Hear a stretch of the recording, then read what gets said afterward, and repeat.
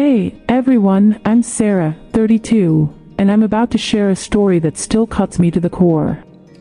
Picture this, I'm standing alone in a rainy Seattle cemetery, clinging to my daughter Lily's tiny white coffin. She was just 6 months old when Sid stole her from me. My hands trembled as I tossed dirt onto her grave, my heart screaming with grief. But where were my parents? They were sipping champagne on a yacht, celebrating my brother Ethan's big promotion. My mom's words haunt me, "She's just a baby, Sarah. You'll have another. This party's a big deal. Just a baby." My world shattered that day, and something inside me broke beyond repair. I felt betrayed, abandoned, and invisible to the people who should have been there most. If you've ever been let down by family when you needed them, you'll get why this hurts so deep. Before I dive into how I faced this betrayal head-on and fought for my daughter's memory, I need you to do something. Drop a comment below and tell me where you're watching from. Your stories, your pain, your strength, they matter, and they might just help someone else feel less alone. This journey through family betrayal, grief, and finding my voice will make you rethink loyalty and what it means to stand up for those you love. Stick with me, because by the end, you'll see how I turned my darkest moment into a fight for truth, and you might find the courage to do the same. Let's get started. Growing up in Seattle's misty embrace, I learned early on that I was destined to live in my brother Ethan's shadow.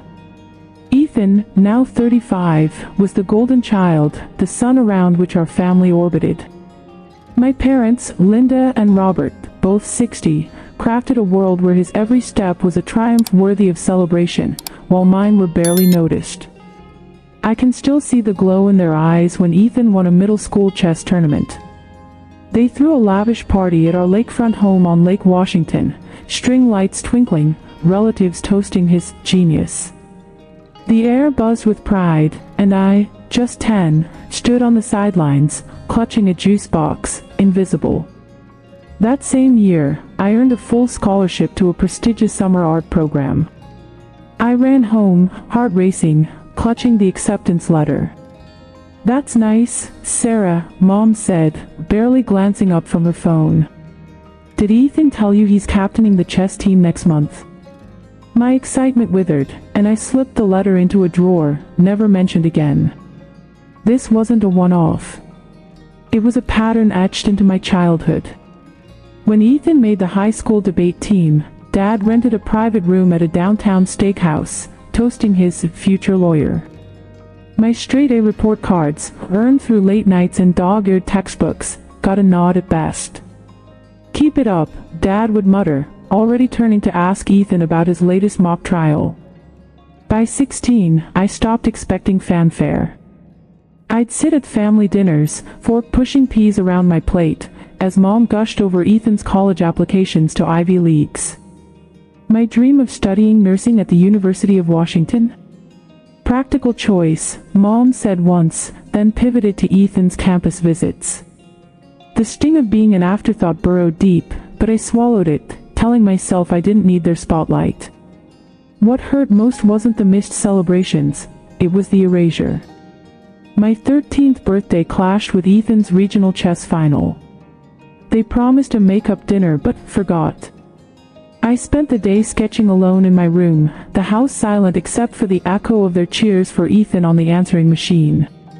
When I won a state art contest at 15, my painting hung in a gallery downtown. I begged them to come to the showcase. "We'll try," Dad said, but Ethan had a debate that night. They didn't show. A teacher took a photo of me beside my work, grinning through tears. I sent it to Mom.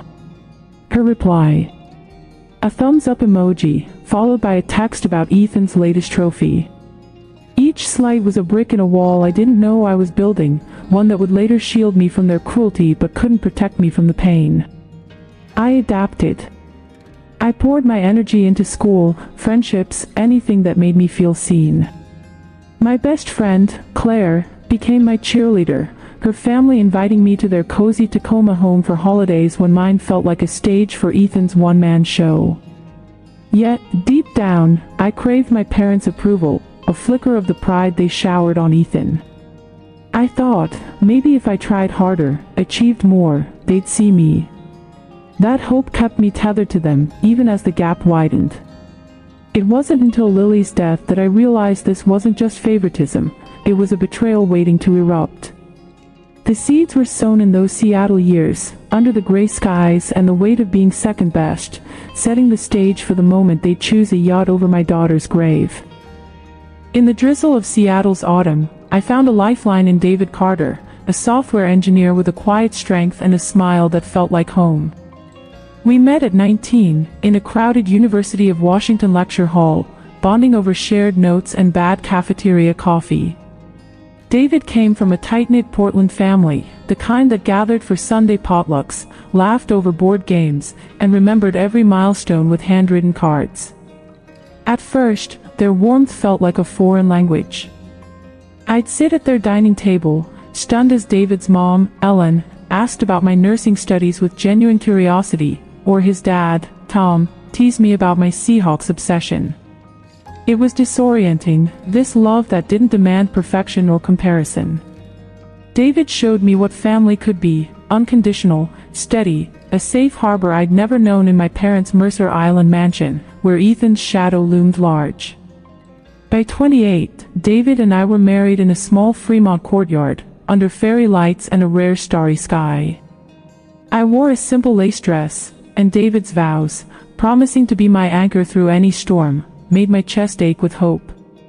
We bought a cozy craftsman home in Fremont, its creaky floors and bay windows a canvas for our dreams. I was a pediatric nurse now, thriving in the chaos of Seattle Children's Hospital, where I soothed crying kids and steadied worried parents. David coded apps by day, but by night, he'd sketch house renovation plans or cook us tacos, his off-key humming filling our kitchen. For the first time, I felt seen, not as a runner-up to Ethan, but as Sarah, enough, just as I was. Yet, a quiet ache lingered. I checked my phone for texts from mom or dad, hoping for a "how's married life?" None came. They were too busy planning Ethan's condo warming party or cheering his latest marketing campaign. When I got pregnant, joy hit me like a tidal wave. David and I spent nights curled on our couch, dreaming up names and nursery themes. We chose Lily, inspired by the flowers in our garden, delicate but fierce enough to bloom through Seattle's gloom. David's parents were over the moon, driving up from Portland with baby books, knit blankets, and endless nursery paint swatches.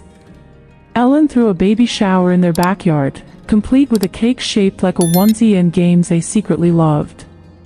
My parents? They showed up late, stayed an hour, and spent it boasting about Ethan's new corner office. Mom handed me a generic card with $50 inside, no note. "Ethan's killing it at work," Dad said, ignoring the ultrasound photo I'd slipped him. I pushed down the hurt, focusing on the life growing inside me, but it stung like salt in a wound. Lily arrived on a snowy February dawn, her tiny wail echoing through the delivery room. She had David's curly brown hair and my green eyes, a perfect blend of us. Holding her, I felt a love so fierce it scared me, like my heart had cracked open, raw and vulnerable. David cried, kissing her tiny forehead, whispering, "You're our miracle." His parents arrived within hours, Ellen sobbing as she cradled Lily, Tom snapping photos like a proud paparazzo. They filled our fridge with casseroles, insisted on diaper-changing shifts, and started a scrapbook labeled Lily's Adventures. Their love wrapped us like a quilt, warm and unwavering. My parents came the next day, lingering for 30 minutes. Mom held Lily stiffly, like she was a fragile vase, then passed her back when her phone pinged with a text from Ethan. "Gotta run," she said, citing a lunch with her book club. Dad barely looked at Lily, muttering, "Cute kid," before checking his watch. I sent them weekly updates, Lily's first coup, her gummy smile, the way she gripped my finger. Mom replied once with a heart emoji. Dad never responded. Those 6 months with Lily were a blur of sleepless nights and blinding joy. David and I took turns rocking her in the nursery we'd painted sky blue, stars glowing on the ceiling. I'd sing lullabies off-key, watching her eyes flutter shut, and feel like the luckiest person alive. David's parents visited weekly, their car packed with toys and onesies, their laughter filling our home. My parents came twice. Once, when Mom's friend insisted on seeing the new grandkid, and once when they were in Fremont for Ethan's client dinner. They held Lily awkwardly, visibly relieved when she fussed and I took her back. "She's a handful," Mom said, as if Lily's cries were an inconvenience. I kept sending photos, hoping they'd soften, but the silence from Mercer Island was deafening. Ethan, now 35 and climbing the corporate ladder, visited once, snapping a selfie with Lily for Instagram, captioning it, "Uncle Duties." He left after 20 minutes. I didn't know then that their indifference was a prelude to a betrayal so cruel it would redefine my world, a storm brewing just beyond the horizon of Lily's perfect, fleeting life.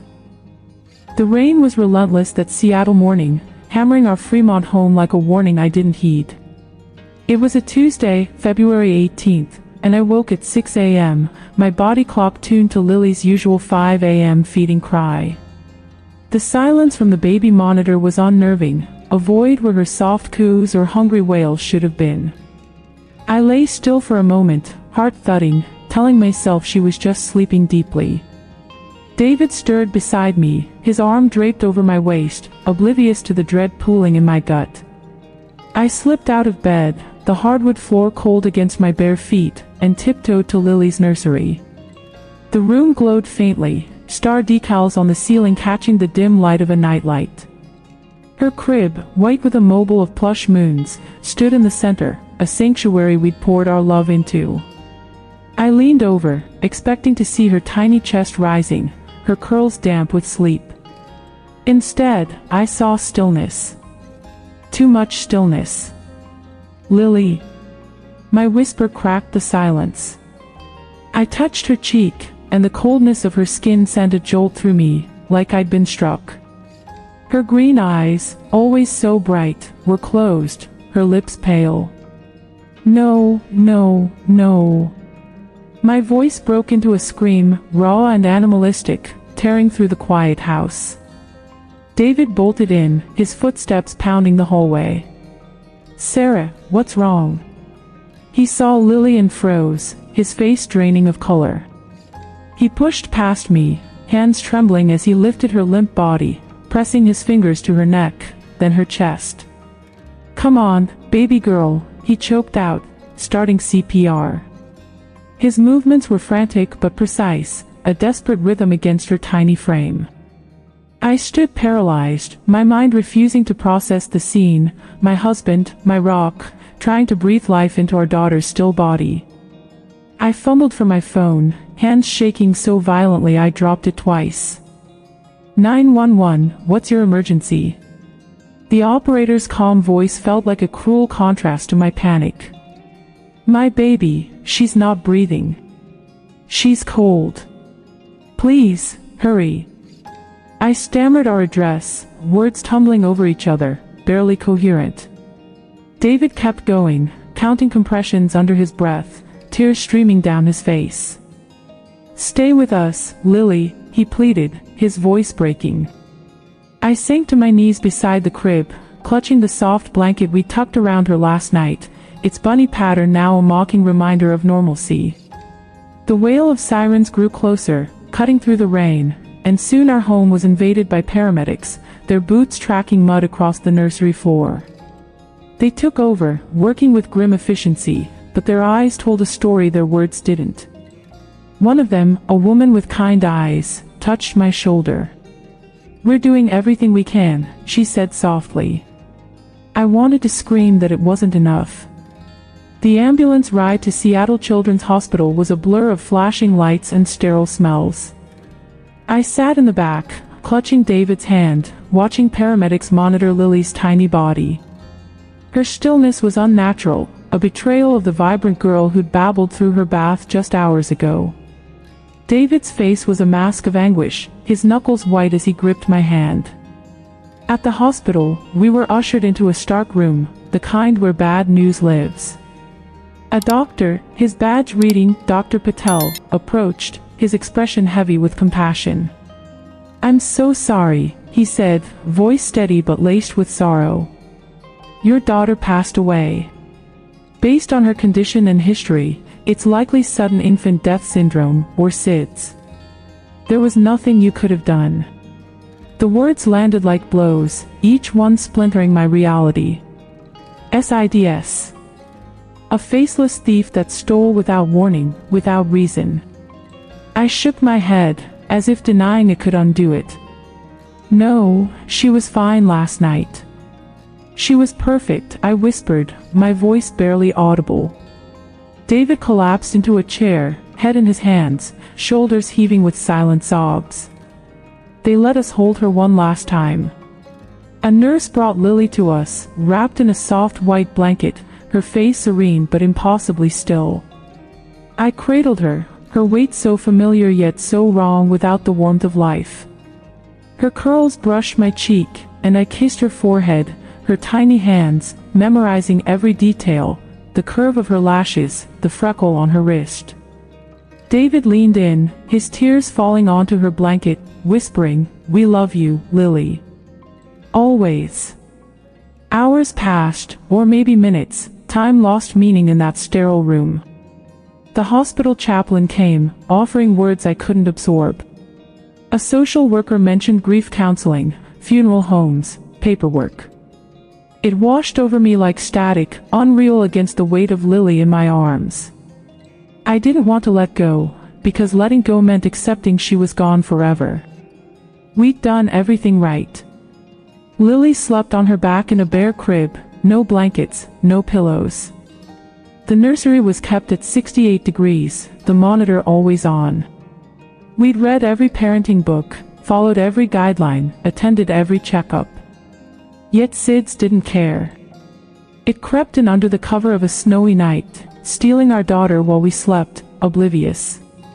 The guilt was a tidal wave. Had I missed a sign? Was her slight sniffle last week a clue?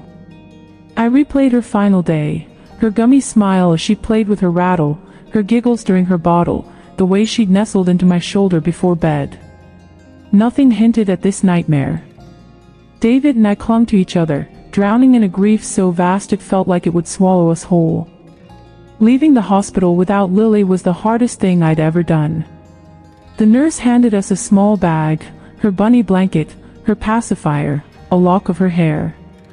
I clutched it like a lifeline, my legs buckling as David guided me to the car. The rain had stopped, leaving a gray, heavy sky that mirrored my heart. Our home, once a haven of laughter and late-night feedings, was now a mausoleum. The nursery door stood ajar, the star decals mocking us with their false promise of dreams. I couldn't go in, couldn't face the crib where she'd slipped away. David pulled me close, his voice hoarse. "We'll get through this, Sarah. Somehow." But I wasn't sure I believed him. The world without Lily was a place I didn't recognize, a place I didn't want to know. In the days that followed, grief became a physical thing, a weight pressing on my chest, stealing my breath.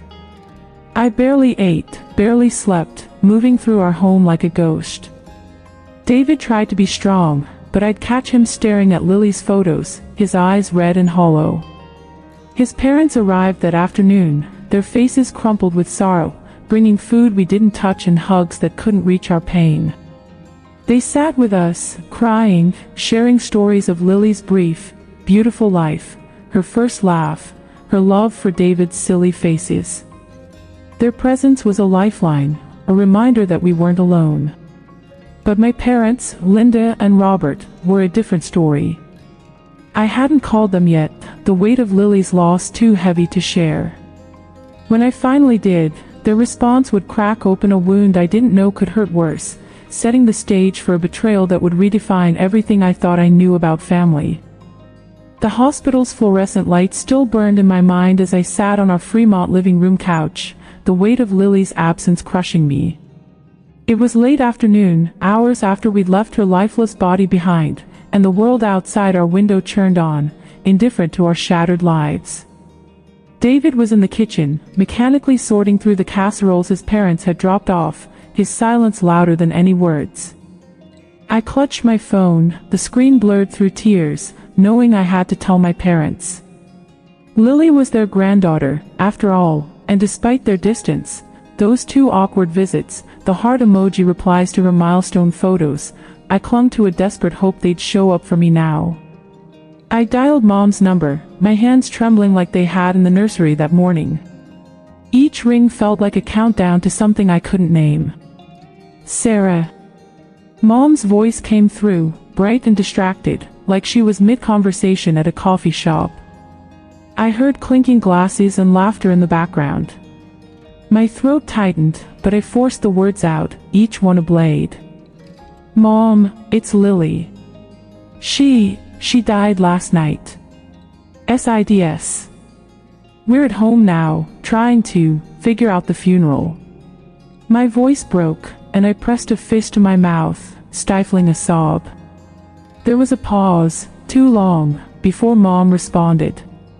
Oh, honey, that's awful, she said, her tone flat, like I'd told her I'd lost a job, not my daughter. No gasp, no tears, no rush of questions. Just a hollow acknowledgement that landed like a slap. The background noise didn't stop. Someone laughed, a glass clinked again. Are you okay? I managed, needing her to say something, anything, to bridge the chasm opening between us. We're so sorry, Sarah, she said, still distant. Let me talk to your father. We'll call you back. The line went dead. I stared at the phone, my chest heaving, disbelief warring with grief. David looked up from the kitchen, his face etched with worry. What did she say? He asked. I shook my head, unable to repeat it, the sting of her indifference too raw. An hour passed, then 2, with no call back. I texted Dad, hoping he'd be different, * Lily passed away. SIDS. Funeral is Friday, 10 a.m., Green Hills Cemetery. Please come, * his reply came an hour later, a single sentence, * that's terrible.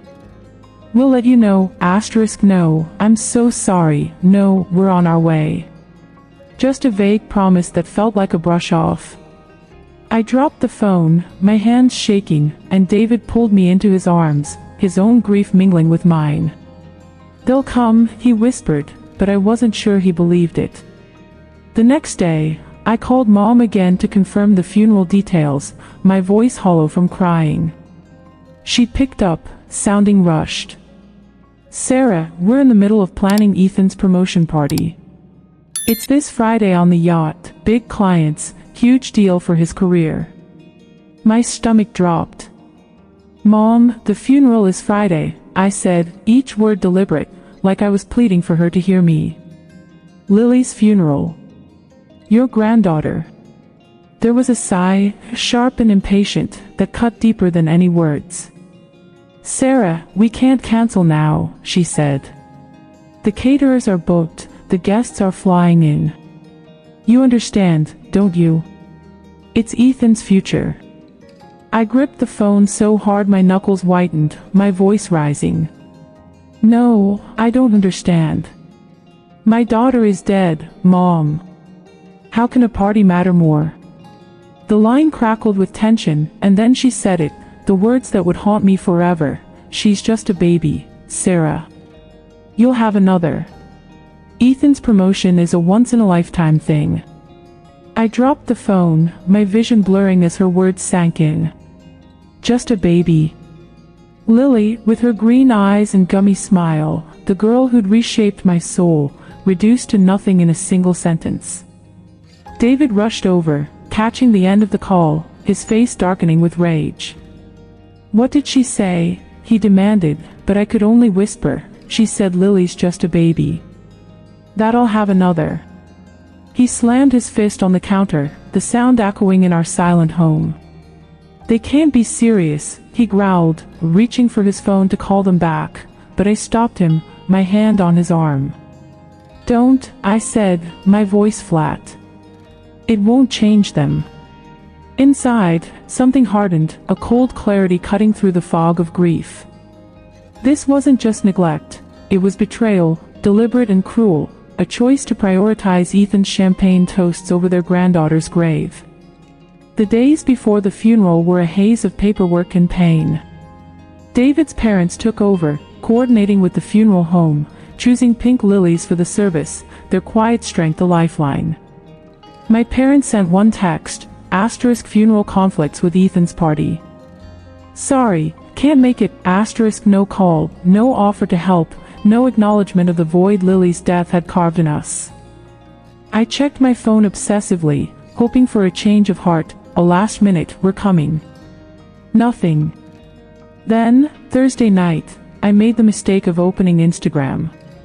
Ethan had posted a story, a video of him on the yacht, docked at Lake Union, laughing with mom and dad, clinking glasses under string lights. The caption read, "Big night tomorrow. #promotion vibes." The timestamp was hours after I told them about Lily. My breath caught, a sob clawing its way out.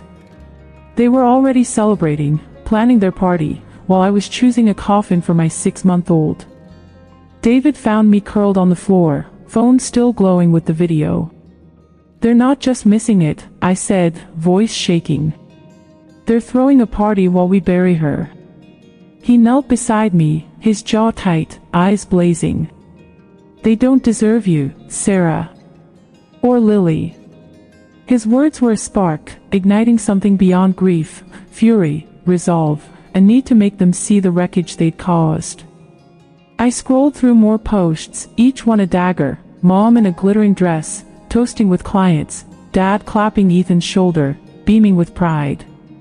The yacht, the lights, the laughter, it was a parallel universe, one where Lily's life and death were irrelevant, where my pain was an inconvenience to their perfect narrative. I posted a comment on Ethan's story, my fingers trembling, "My daughter's funeral is tomorrow. You're all choosing this over her, *, no response. Not from Ethan, not from mom or dad. The silence was louder than any excuse they could have offered. I turned to David, my voice steady for the first time in days. "They think this doesn't matter. But I'll make them see. For Lily." He nodded, his hand squeezing mine, and in that moment, I knew the funeral would be more than a goodbye. It would be the start of a reckoning. If you've ever been betrayed by the people you trusted most, I need you to comment below. Share where you're at in your story. Your voice could be the light someone needs in their darkness. This betrayal wasn't the end. It was the fire that would forge my fight for Lily's memory, a fight that would change everything. The morning of Lily's funeral dawned with a cruel clarity, the Seattle sky a pale, unyielding gray that seemed to mock the weight of my grief. It was Friday, February 21st, and our Fremont home, once alive with Lily's giggles, felt like a hollow shell. I stood in front of my closet, staring at a black dress I'd bought the day before, its tag still dangling. The act of choosing an outfit for my 6-month-old daughter's funeral felt surreal, like a scene from someone else's nightmare. My hands shook as I slipped it on, the fabric cold against my skin, a stark contrast to the warmth of Lily's cheek I'd never feel again. David appeared behind me, his face gaunt, eyes red from sleepless nights. He wore a black suit, his tie slightly crooked, a silent testament to the chaos beneath his calm exterior. "We'll get through this," he whispered, his voice hoarse, but the words felt like a promise neither of us could keep. We drove to Green Hills Cemetery in silence, the wipers swiping rhythmically against the drizzle. Lily's tiny white coffin, adorned with pink lilies, waited in the hearse ahead, an image that seared itself into my soul. I clutched a small stuffed bunny, one of Lily's favorites, its worn ears a reminder of the nights I'd rocked her to sleep. David's hand rested on mine, his grip tight, grounding me as my mind spiraled. I kept checking my phone, a futile hope flickering that mom or dad would text, saying they'd changed their minds, that they'd be there. The screen stayed blank, except for a single message from Ethan, sent at midnight, Sorry about Lily. Hope the funeral goes okay. See you at the party later. The casual cruelty of it. His assumption I'd attend his yacht party hours after burying my daughter, twisted the knife deeper. I turned the phone off, my chest burning with a mix of rage and despair. At the cemetery, the Garden of Angels section, reserved for infants and children, was a quiet expanse of small headstones, each one a story of loss. Lily's plot was marked by a simple white cross, her name etched in delicate script.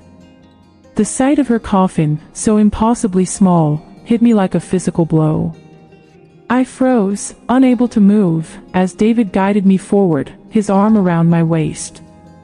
His parents, Ellen and Tom, stood nearby, their faces crumpled with sorrow. Ellen's eyes were swollen from crying, and Tom's steady hand on her shoulder mirrored David's on mine. Around us, friends, colleagues, and even families from my pediatric nursing ward gathered, their presence a bittersweet comfort. Claire, my best friend from high school, had flown in from Denver, her hug fierce and wordless.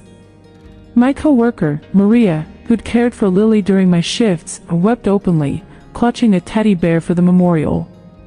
But the absence of my family, Mom, Dad, Ethan, was a gaping void, impossible to ignore.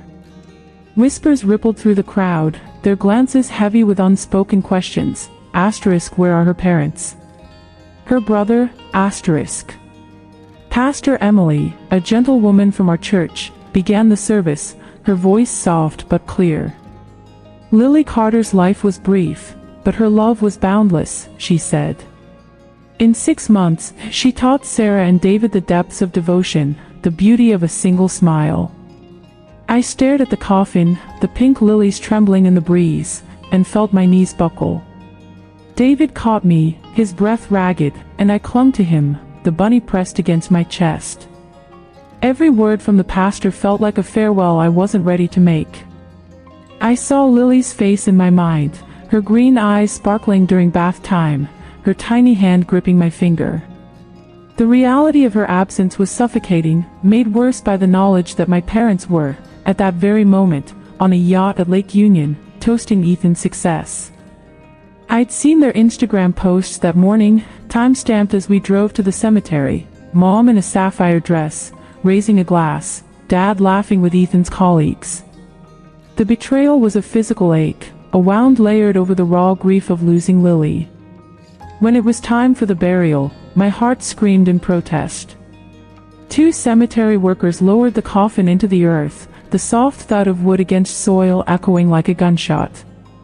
I stepped forward, my legs unsteady, and tossed a handful of dirt onto the coffin, the grains slipping through my fingers like the moments I'd never have with her. David followed, his face pale, his handful of dirt trembling as it fell. Ellen and Tom joined us, their sobs mingling with the rustle of leaves. I placed the bunny on the coffin's mound, whispering, "Sleep well, my love." The finality of it, the earth claiming my daughter, tore through me. I wanted to scream, to claw the dirt away, to pull her back into my arms. Instead, I stood frozen, the weight of solitude crushing me. My family's absence wasn't just a choice, it was a declaration that Lily's life, my pain, meant nothing compared to Ethan's spotlight.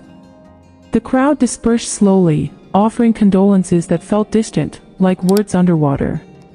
"She's with the angels," Maria said, her voice breaking. Claire squeezed my hand, promising to stay as long as I needed. But no one mentioned my parents, though their absence hung like a storm cloud. David's parents drove us home, Ellen's arm around me in the back seat, her quiet tears a mirror of my own. Back in Fremont, our house was a shrine to loss, Lily's high chair empty, her toys untouched. Friends had left flowers and cards on our porch, their kindness a stark contrast to my family's silence. I sat on the couch, still in my black dress, staring at a photo of Lily on the mantel, her gummy smile, her curls. David knelt beside me, his voice low. "We honored her, Sarah. She knows we love her." But the hole in my heart wasn't just Lily's absence, It was the betrayal, the knowledge that my parents had chosen a party over her farewell, over me. That night, unable to sleep, I opened my phone and saw new Instagram notifications. Ethan had posted from the yacht party, hours after the funeral, a video of him and Mom dancing, Dad toasting with a grin, captioned "Night of a Lifetime." The timestamp was 1 p.m., as I'd stood sobbing over Lily's grave. The rage that surged through me was new, white-hot, a fire that burned away the numbness. I realized then that this wasn't just about missing a funeral, it was about a lifetime of being erased, of Lily being reduced to just a baby. I vowed, in that silent, broken moment, to make them face the truth of what they'd done. For Lily, for me, for the love they'd dismissed. The funeral had been my darkest hour, but it was also the spark of a fight I hadn't known I had in me. A week after Lily's funeral, the Seattle rain had softened to a mist, but the storm inside me raged on. The betrayal of my parents, Linda and Robert, choosing Ethan's yacht party over their granddaughter's burial had hardened into a resolve I'd never felt before. Their words, "She's just a baby, Sarah. You'll have another," echoed in my mind, a cruel mantra fueling my need for reckoning. I couldn't let them rewrite history, pretending their absence was a scheduling mishap rather than a deliberate dismissal of my daughter's life. David supported me, his quiet strength a lifeline, but he worried about the toll this confrontation might take. "You don't owe them anything," he said, his eyes searching mine as we sat in our Fremont living room, Lily's photo on the coffee table. "I know," I replied, my voice steady. "But I owe this to Lily. To myself. I needed them to face the pain they'd caused, to see the wreckage of their choices, or I'd never find peace." I texted Mom, requesting a meeting at their Mercer Island home that Sunday at 2 p.m. Just the three of us. "We need to talk about Lily and moving forward." Her reply was instant, infuriatingly chipper. "So glad you're ready to move on. I'll make your favorite blueberry scones." The assumption that I wanted reconciliation without accountability stoked my anger, but it also sharpened my focus.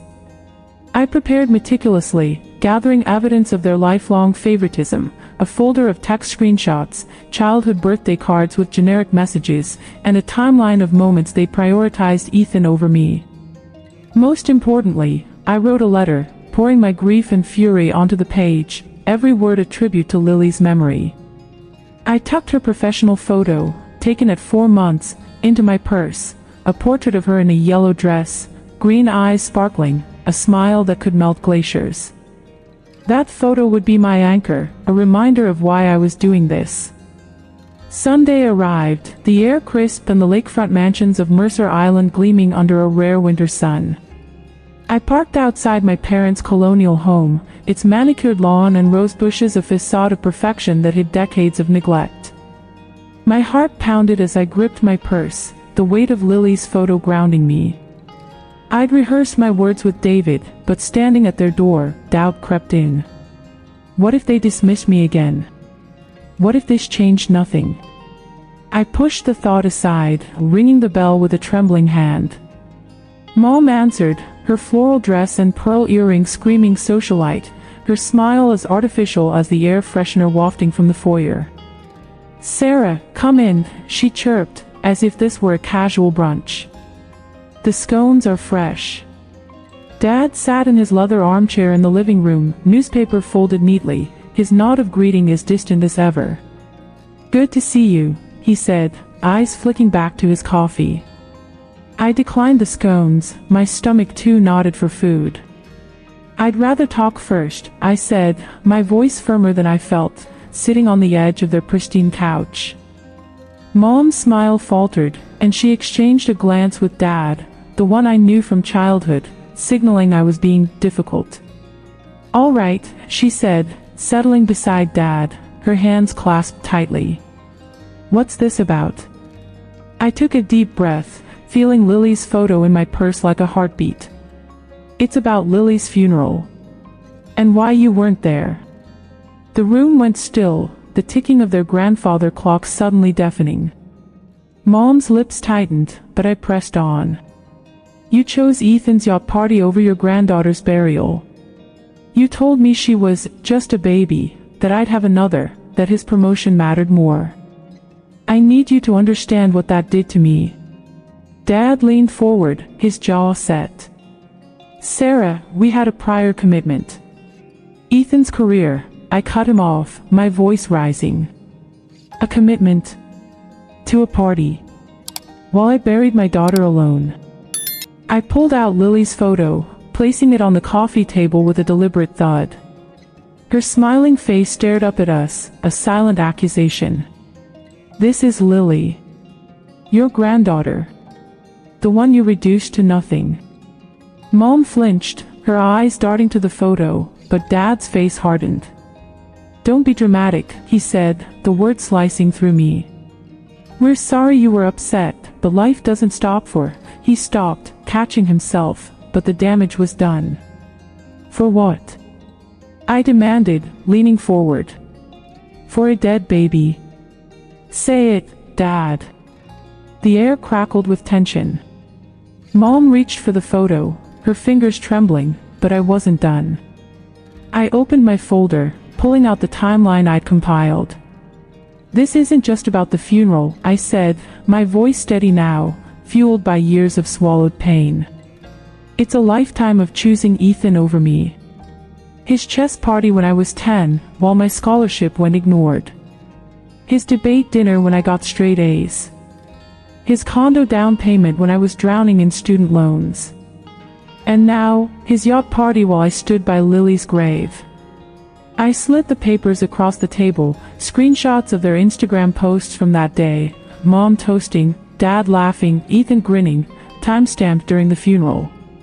You were celebrating, I said, my voice breaking. While I threw dirt on my daughter's coffin. Mom's composure cracked, tears spilling down her cheeks, mascara smudging. Sarah, we didn't mean, she started, but Dad interrupted, his voice booming. You're blowing this out of proportion. We couldn't cancel a major event for Ethan's clients. I stood, my hands shaking with rage. You lied to the family, didn't you? Told Aunt Judith you had a back issue, told Uncle Mark you were sick. You were ashamed enough to lie, but not enough to show up. Dad's face reddened, his silence confirming it. I pulled out my letter, unfolding it with deliberate care.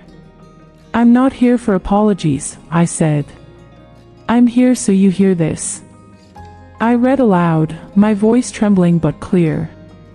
Dear Mom and Dad, when Lily died, my world ended.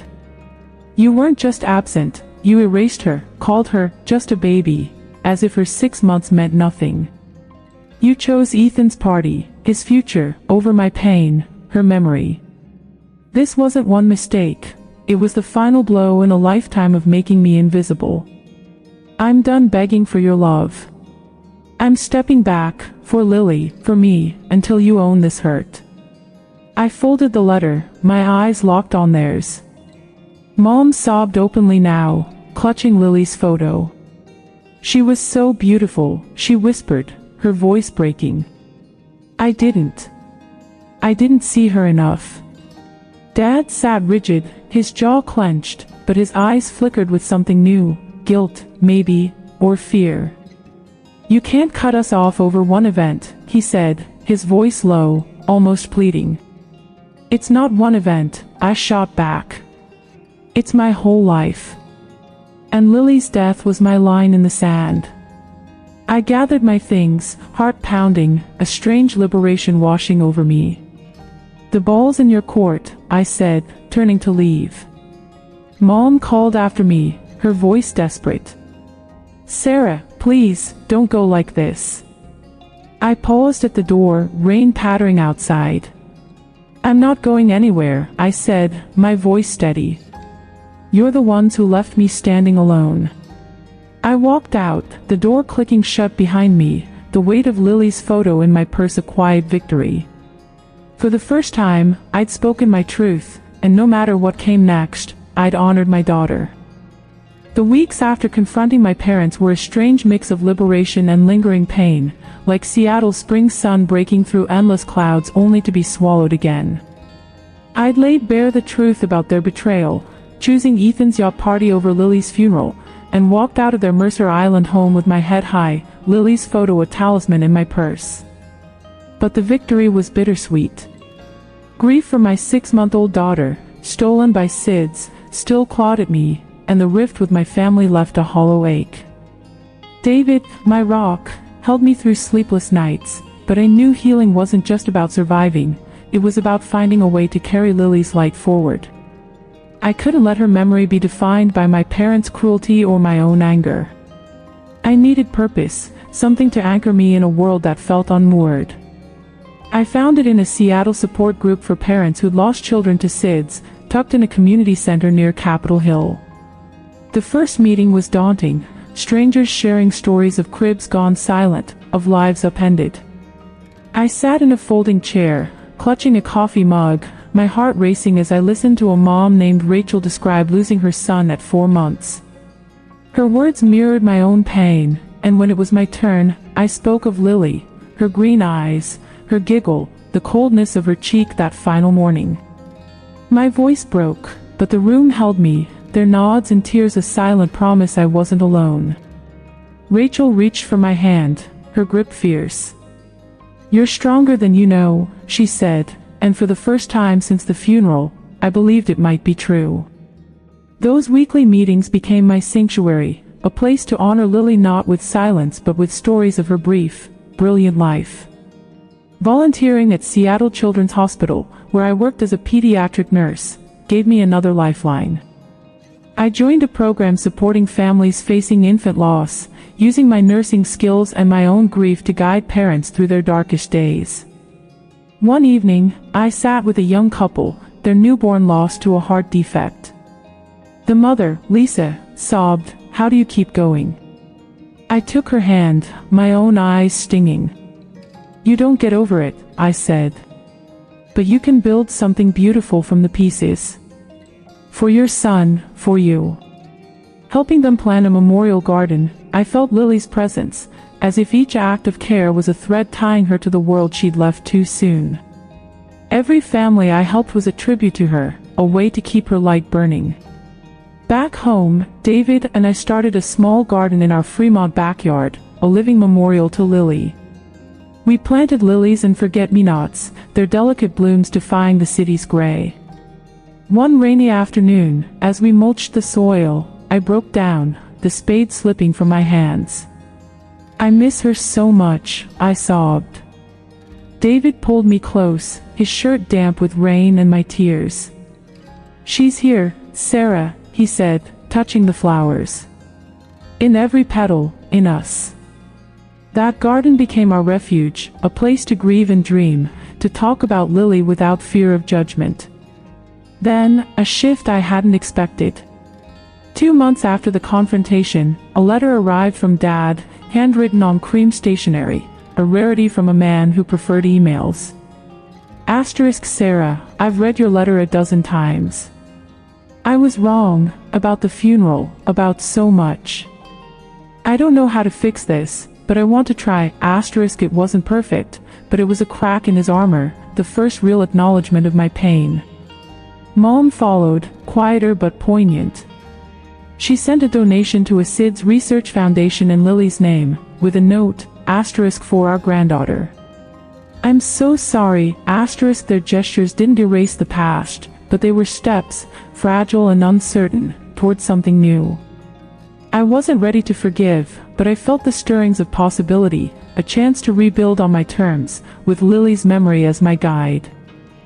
3 months after my confrontation with Mom and Dad, Seattle's summer sun cast a tentative glow over our Fremont home, mirroring the fragile hope I'd begun to nurture. My work with the SID support group and hospital volunteering had given me purpose, and the garden we'd planted for Lily bloomed with defiant beauty. Yet, Ethan, my brother, remained a ghost in my story, a golden child whose absence at Lily's funeral and presence at his yacht party had cut as deeply as my parents' betrayal. I'd written him off, assuming his silence since my Instagram comment during his celebration was proof of his indifference.